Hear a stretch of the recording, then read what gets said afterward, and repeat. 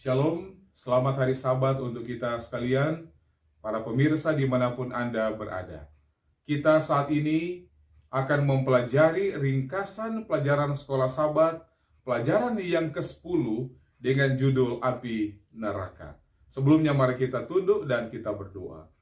Bapa di sorga, kami akan mempelajari firman-Mu melalui pelajaran sekolah Sabat. Kiranya kuasa Roh Kudus akan menuntun kami, sehingga pelajaran ini akan menjadi satu pelajaran yang baik, bermakna dalam kehidupan kami, dan kami boleh praktekkan dalam kehidupan kami setiap hari. Kami berdoa di dalam nama Tuhan Yesus, Juru Selamat kami. Amin. Saudara-saudara, kita akan mempelajari ringkasan pelajaran sekolah Sabat, pelajaran yang ke-10 dengan judul Api Neraka. Dan saya mengajak kita untuk kita mengambil atau membuka Alkitab kita, kemudian pelajaran sekolah Sabat yang menjadi dasar yang sangat kuat di dalam kita akan mempelajari pelajaran ini. Sehingga saya mengajak kita untuk melihat kita kembali kepada apa teks Alkitab, pelajaran Alkitab yang kita akan pelajari.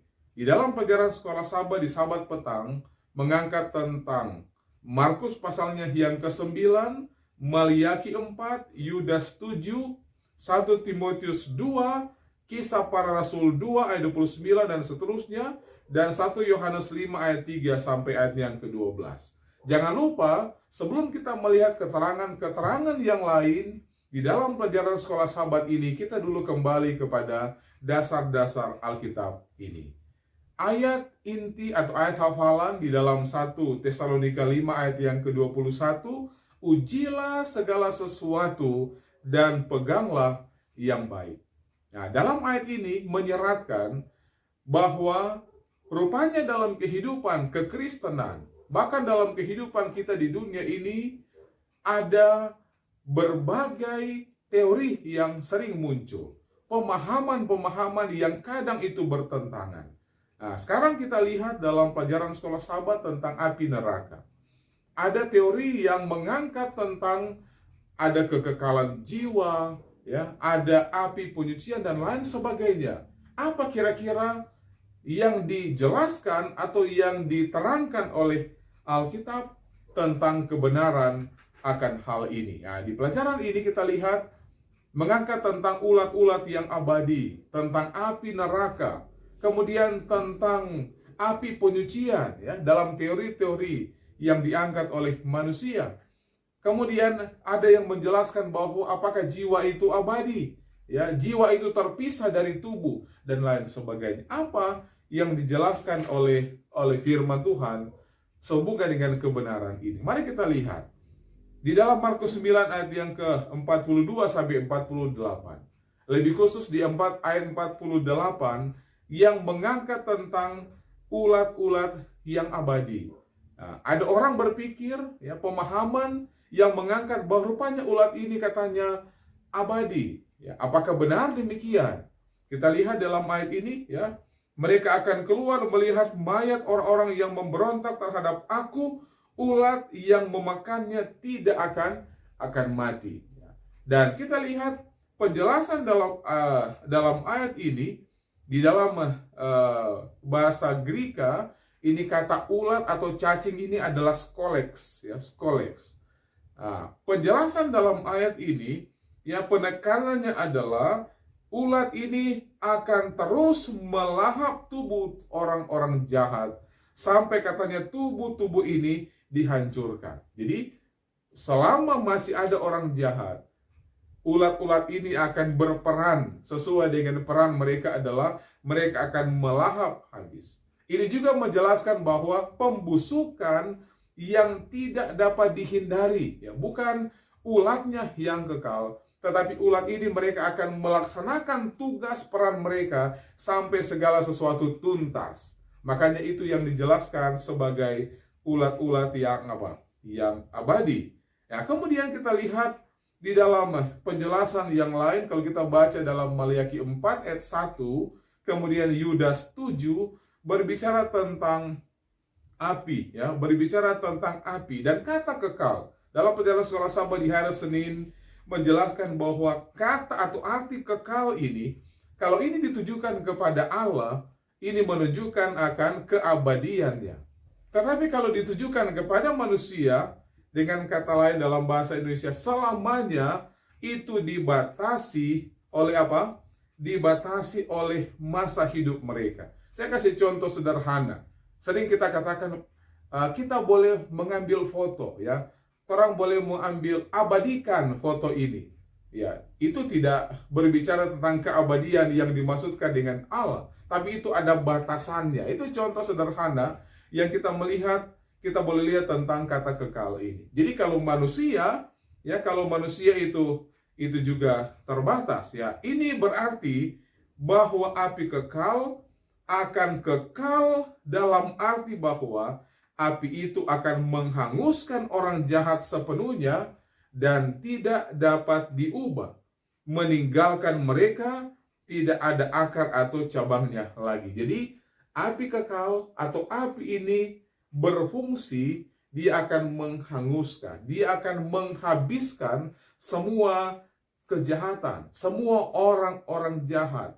Jadi selama kejahatan itu masih ada, api itu akan berfungsi untuk apa? Untuk menghanguskan orang jahat sepenuhnya sampai sifat kebinasaan yang kekal itu terjadi. Jadi bukan apinya yang kekal, tetapi ketika dia menghanguskan semua orang jahat, dan itu akan, kebinasaan itu akan bersifat apa? Bersifat kekal, ya. Tidak akan ada kehidupan lagi. Kemudian berikut dikatakan orang-orang kudus di api penyucian. Memang ada ajaran-ajaran, ya, dari paham-paham yang lain. Mereka berpikir bahwa orang yang benar, sebelum mereka diselamatkan di sorga, mereka akan masuk di satu fase di mana yang disebut mereka adalah api apa? Penyucian. Sebelum menerima keselamatan. Nah, sebagai orang Kristen, orang yang percaya akan Alkitab, apakah itu terjadi? Apakah benar demikian? Apa yang dikatakan oleh firman Tuhan tentang hal ini? Tentunya ini adalah teori-teori yang berbeda. Sebagaimana juga yang diangkat tentang bagaimana jiwa yang terpisah dari tubuh. Apakah benar demikian? Alkitab mengajarkan bahwa semua manusia sudah berada di sorga, ya. Yang sudah berada di sorga adalah mereka yang diubahkan hidup-hidup, ya, seperti Henokh, seperti Elia. Mereka ini yang mengalami akan peristiwa-peristiwa seperti ini, dan tentunya berbeda dengan apa yang dipahami bahwa jiwa itu terpisah dari tubuh, ya. Kalau jiwa itu terpisah dari tubuh, pelajaran sekolah Sabat menjelaskan bahwa mengapa ada kebangkitan dan penghakiman kalau itu terpisah, ya.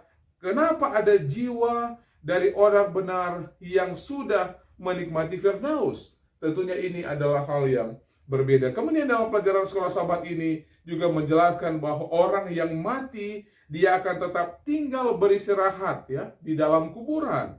Orang yang benar atau kebenaran dari satu manusia yang jatuh tidak dapat dialihkan kepada manusia yang lain. Dan kemudian satu-satunya perantara kita adalah Yesus Kristus. Dan kemudian kematian itu akan diikuti oleh penghakiman terakhir tanpa kesempatan kedua, sebagaimana yang diajarkan oleh banyak orang. Kemudian poin yang terakhir yang kita lihat dalam pelajaran sekolah Sabat ini adalah apa kira-kira pandangan Alkitabiah tentang hal ini. Dikatakan di dalam firman Tuhan, ini Rasul Paulus melalui Roma 5 ayat 12-21. Sama seperti dosa masuk ke dalam dunia melalui satu orang, yaitu Adam, dan kematian melalui dosa, demikian pula melalui satu-satunya manusia, yaitu Yesus Kristus, sehingga karunia, anugerah, hidup kekal tersedia bagi semua manusia. Allah memberi kita hidup kekal, dan kehidupan itu ada di dalam anaknya. Sehingga barang siapa memiliki anak, ia memiliki hidup.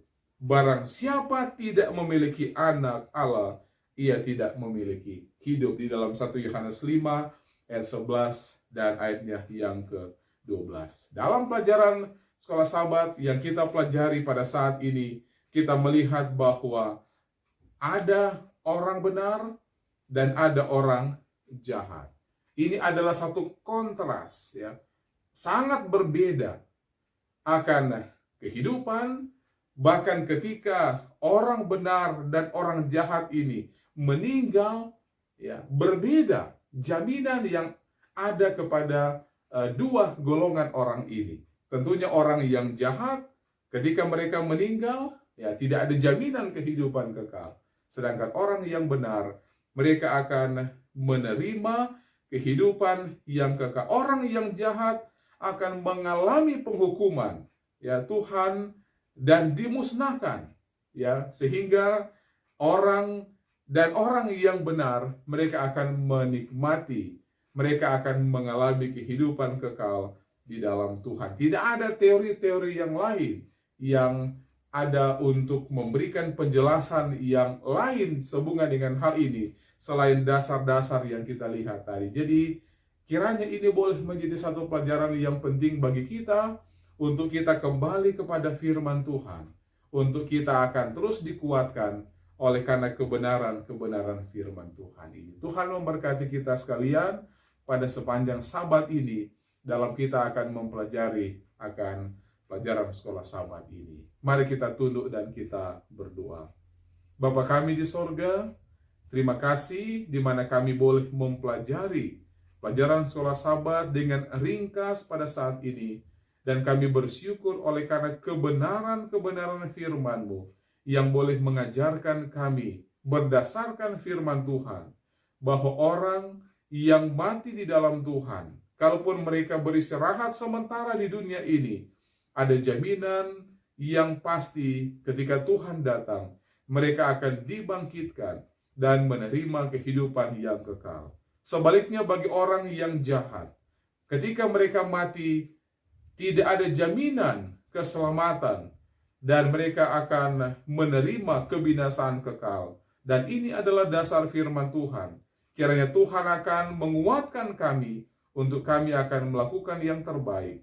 Kami akan menyambut akan setiap kasih karunia Tuhan yang Tuhan karuniakan bagi kami semua. Terpujilah nama-Mu Bapa. Di dalam nama Tuhan Yesus kami berdoa. Amin.